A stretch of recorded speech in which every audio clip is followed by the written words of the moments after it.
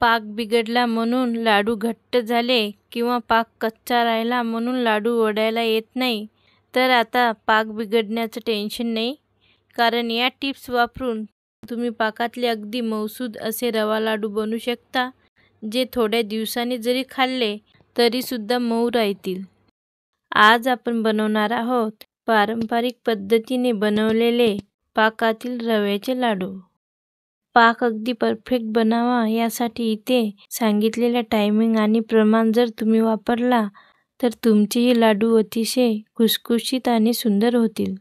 जर तुमचा पाक चुकला तर काय करायचं याच्या टिप्स मी व्हिडिओच्या शेवटी सांगणार आहे, तर व्हिडिओ शेवटपर्यंत नक्की बघा. तर चला मग सुरू करूया आजची ही रेसिपी. नमस्कार, मी शिमाज रेसिपी अँड लाईफस्टाईलमध्ये तुम्हा सर्वांचं मनापासून खूप खूप स्वागत करते. तर इथे मी वाटीप्रमाणे प्रमाण घेतले आहे. इथे मी 4 वाटी रवा घेतला आहे, 2.5 वाटी साखर आणि 1 वाटी तूप घेतलं आहे. तर सर्वात आधी आपल्याला रवा भाजायचा आहे. त्यासाठी मी मध्यम आचेवर कढई गरम करायला ठेवली आहे. त्यामध्ये मी जे आपल्याकडे तूप आहे त्यामधलं थोडंसं तूप घेत आहे आणि मग आता यामध्ये आपल्याला रवा घालायचा आहे. रवा बारीकच घ्यायचा आहे, कारण रव्याच्या लाडूला बारीक रव्याने छान टेक्स्चर येते आणि लाडू छान बांधला जातो. याला आपण मध्यम आचेवर 2 मिनिट भाजून घेऊया.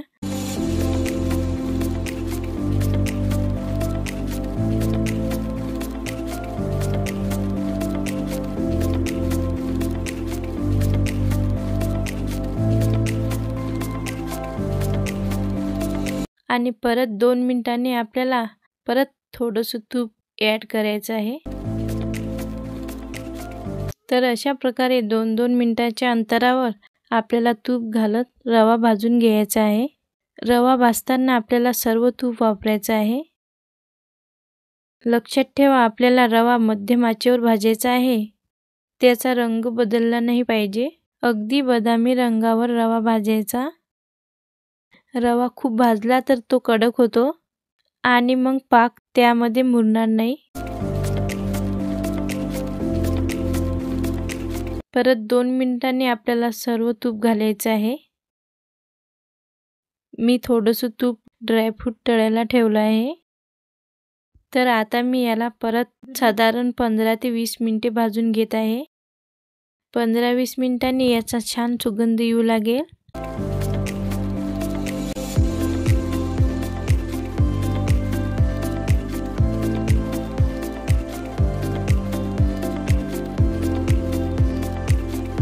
तर 15 मिनिटे झालेली आहे.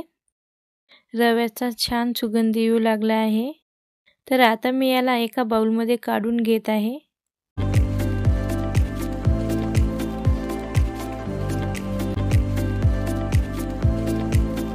आता त्याच कढईमध्ये मी जे थोडंसं तूप ठेवलं होतं ते तूप घेत आहे आणि त्यावर मी ड्रायफ्रूट्स भाजून घेत आहे. तुम्हाला हवं असलं तर तुम्ही ड्रायफ्रूट्स कच्चे पण घालू शकता.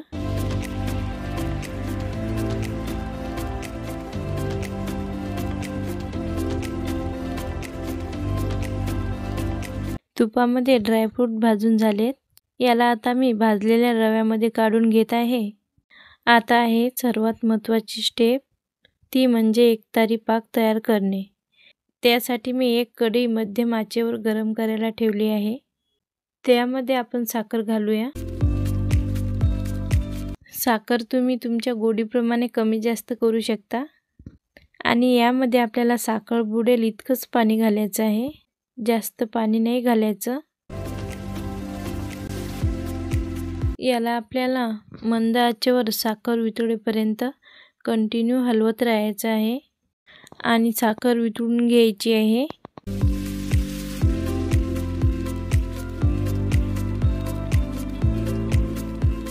तर साखर आता आपली वितळलेली आहे. आता मी गॅस मोठा करते आणि आपल्याला पहिली उकळी फुटण्याची वाट बघायची आहे.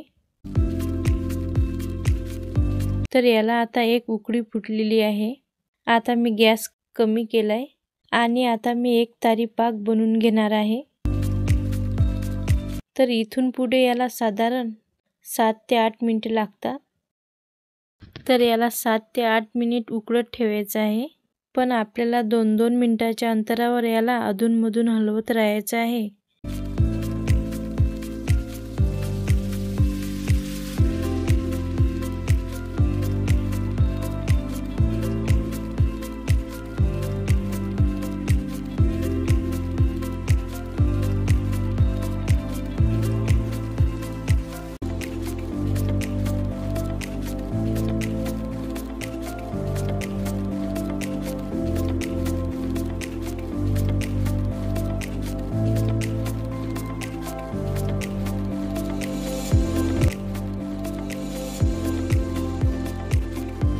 सात ते 8 मिनिटे झाले आहे. तुम्ही बघू शकता आपला पाक थोडासा घट्टसर दिसू लागलाय. आता एकतारी पाक कसा ओळखायचा, तर पहिल्यांदा थोडासा पाक असा घ्यायचा आहे आणि पाक थंड झाल्यानंतर जो थेंब पडतो त्याला एक तार सुटली पाहिजे. तुम्हाला जवळून दाखवते.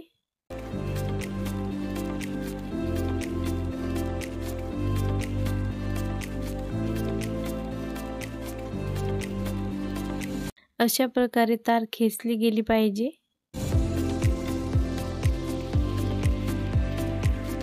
आपला एकतारी पाक तयार आहे.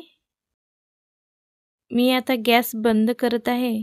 तर जो तयार पाक आहे त्यामध्ये आपल्याला भाजलेला रवा आणि ड्रायफ्रुट्स घालून घ्यायचे आहेत. लक्षात ठेवा मी गॅस बंद केलेला आहे. आता आपल्याला कोणत्याही प्रकारे गॅस ऑन नाही करायचा, कारण आपल्याला त्याची गरज नाही. आता आपल्याला रवा पाकामध्ये व्यवस्थित मिक्स करून घ्यायचा आहे.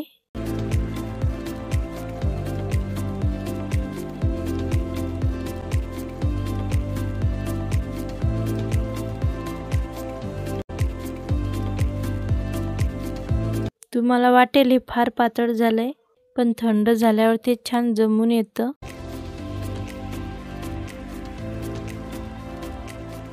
आता आपण यामध्ये विलायची पावडर घालूया आणि छान मिक्स करूया.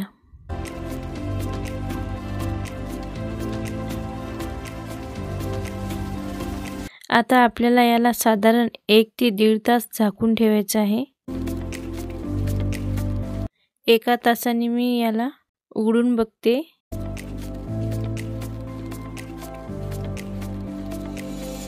पाक रव्यामध्ये छान मुरलाय आणि रवा पण छान फुललेला आहे. तुम्हाला वाटेल हे फार कोरडे आहे, पण मी तुम्हाला हाताने प्रेस करून दाखवते की आपला रवा छान मऊ झालेला आहे, अगदी लाडू छान बांधण्यासारखा.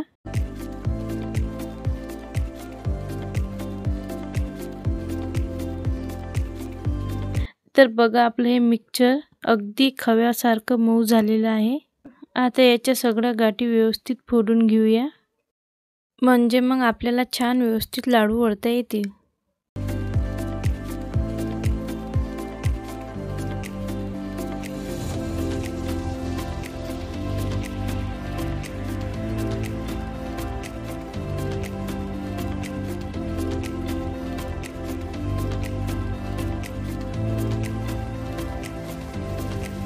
तर आपल्याला आता लाडू वळायचे आहे.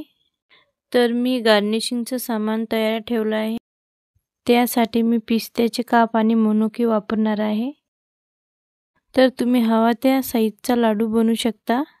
त्यासाठी जेवढा साईजचा लाडू पाहिजे तेवढं मिक्सर आपण हातावर घेऊ.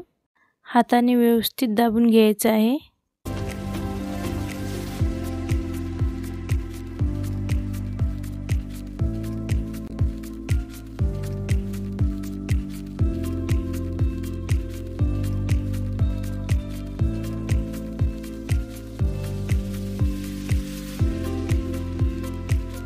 आणि अर्धा लाडू ओढून झाल्यावर आपल्याला हव्या त्या ड्रायफ्रूटनी त्याला गार्निश करायचं आहे.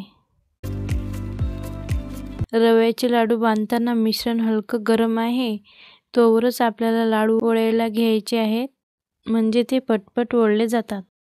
तर ड्रायफ्रूट लावल्यानंतर आपण याला व्यवस्थित आकार देऊन घेऊया.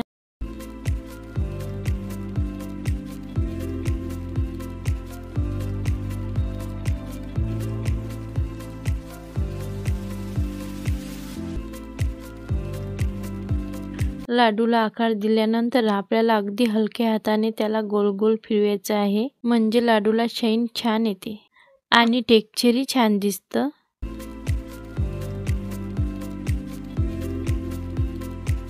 तर बघा किती सुंदर लाडू तयार आहे. अशा प्रकारे आपण सर्व लाडू ओढून घेऊया. अर्धा किलोमध्ये साधारण 20 ते 22 लाडू होतात. मी काही टिप्स सांगत आहे, ते लक्षात ठेवा. पाकामध्ये रवा टाकल्यावर तुम्हाला जर जाणवलं मिश्रण खूप कोरडं झालंय, लाडू ओढले जात नाही आहे, याचा अर्थ पाक जास्त शिजलेला आहे, तर अशा वेळी काय करू शकता? मिश्रण कोरडं असलं की असं खडे खडे झालेले असतात. ते कोरडे मिश्रण मिक्सरमध्ये फिरवायचं. मग मिश्रण छान एकदम मोकळं मोकळं तयार होतं. थोडंसं दूध किंवा थोडंसं अगदी हलकं गरम तूप त्या मिश्रणात घाला. त्याला चांगलं मिसळून घ्या आणि लाडू वळा, म्हणजे मग ते लाडू करकरीत लागणार नाही. मिक्सरमधून फिरवले की छान असे खुसखुशीत होतात आणि तूप किंवा दूध घातल्यामुळे लाडू वळता येतात. दूध घातलं तर लवकर खराब होण्याची शक्यता असते, त्यामुळे शक्यतो थोडंसं तूप घाला.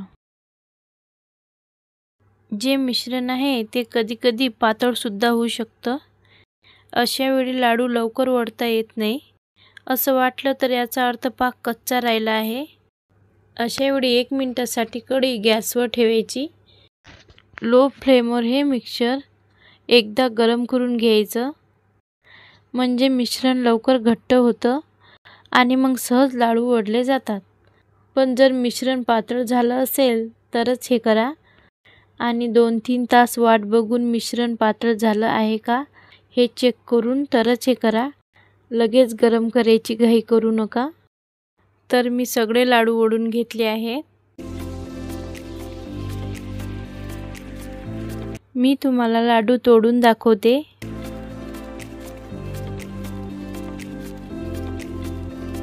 पाकातला लाडू असून पण अगदी छान मऊसूद आहे. अगदी सहज तुटत आहे. बिलकुल कडक झालेला नाही आहे.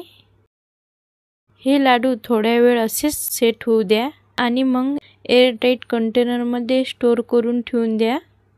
सांगितलेले टिप्स लक्षात ठेवले तर तुमचे लाडू कधीच बिघडणार नाही. असेच छान मऊ लुसलुशीत होतील.